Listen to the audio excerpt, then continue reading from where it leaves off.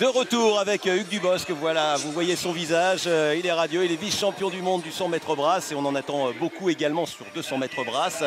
Merci d'être avec nous, on vous a entendu, maintenant on vous voit, le grand public vous découvre et c'est vrai que vous étiez déjà double médaillé aux derniers Jeux Olympiques. Le héros s'appelait Michael Phelps à cette époque et Michael Phelps a été battu il y a quelques instants sur 200 mètres nage libre. On va assister un petit peu à ce qui s'est passé parce que c'est quand même une sensation. Michael Phelps battu, c'est quelque chose d'assez inimaginable. C'est sûr, ouais, c'était assez surprenant et puis de voir sa réaction, on voyait bien que ça lui reste en travers de la gorge.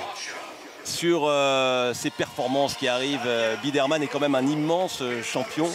C'est vrai que c'est le genre de garçon qui avait battu quand même cet hiver le record d'Europe de Peter van den Hoogenband avec une combinaison classique. Ça n'est donc pas une performance venue de nulle part. Non, c'est pas une performance venue de nulle part, on l'a vu monter, enfin, il est monté en puissance tout au long de cette année et puis là c'est super ce qu'il a fait, quoi. Battre le record du monde comme ça, c'est sûr, avec la combi, mais bon, comme tout le monde maintenant là, en règle générale, faut pas s'en priver, quoi. Alors on découvre sur cette réalisation Izotov que l'on a vu. Izotov, le russe de 18 ans et demi. Michael Phelps qui ne remportera pas pour l'instant son 17e titre mondial. On l'aurait presque oublié, mais Michael Phelps avec ses 24 ans, c'était le plus vieux de cette finale. 24 ans, le plus vieux de cette finale. Et que dire de son palmarès? 14 titres olympiques, 16 titres mondiaux, 27 records du monde individuels. 34 au total, quelque chose d'inimaginable. Ah, c'est inimaginable, c'est le meilleur nageur de tous les temps et c'est vraiment un phénomène et je pense que ça le remotive, ça va le faire repartir de plus fort, là, le fait d'être arrivé deuxième sur cette épreuve. C'est ça aussi un champion, hein, c'est savoir perdre de temps en temps et puis pas pour autant remettre tout en cause pour la suite. Là il a le 200 pump tout à l'heure, on va voir si ça va le motiver déjà sur cette compétition. Et voici le nouveau champion du monde, doublé 200-400 comme l'avait fait en son temps un certain Yann Torp. Voilà, il rentre dans cette dimension. Alors bien sûr, l'avenir nous dira si c'est un champion qui restera, tout en sachant quand même que c'est retour vers le futur. On va revenir à des shorts dès l'an prochain. Mais en tout cas, Paul Biederman de Halle, en ex-Allemagne de l'Est, 22 ans. Il n'était pas né quand Michael Gross avait remporté le titre mondial du 200 mètres nage libre pour l'Allemagne en 86. À l'époque, c'était l'Allemagne de l'Ouest. Le mur de Berlin n'était pas encore tombé. On fêtera les 20 ans seulement cet automne de la chute du mur de Berlin. Et Paul Biederman qui est présent et qui vraiment en 3 jours est rentré dans une autre dimension sportive. Vous savez, aux États-Unis, on va dire, c'est pas Biederman qui a gagné, c'est Phelps qui a perdu. Et là, franchement, c'est quelque chose d'incroyable à regarder. La poignée de main très respectueuse pour le mythe de la natation mondiale, Michael Phelps. Et ça va lui faire drôle, hein, Michael Phelps, d'entendre sur le podium un autre hymne que l'hymne américain, en l'occurrence l'hymne allemand.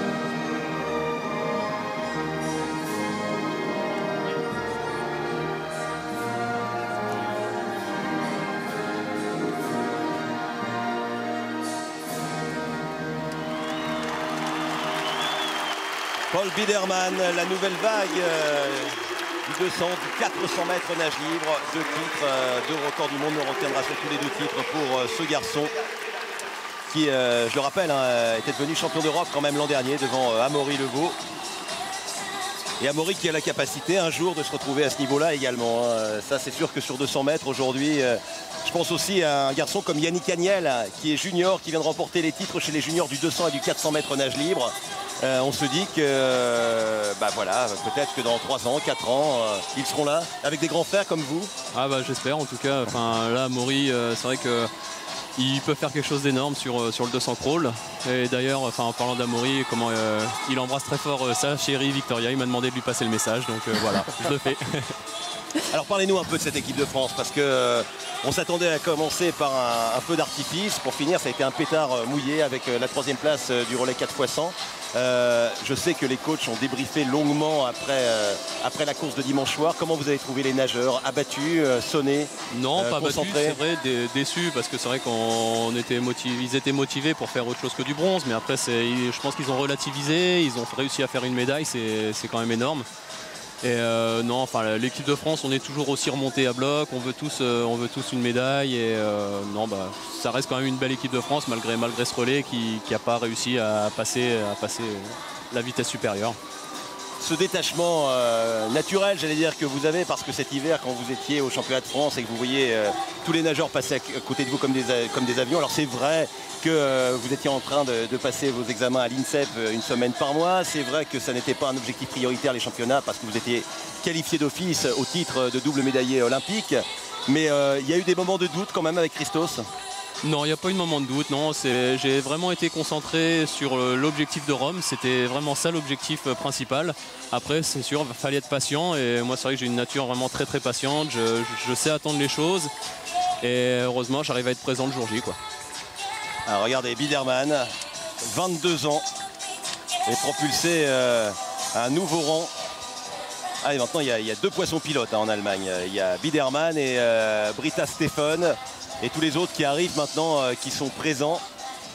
C'est vrai que ça aide quand même d'avoir plusieurs nageurs qui puissent répondre présents parce que toute la pression n'est pas sur un seul athlète.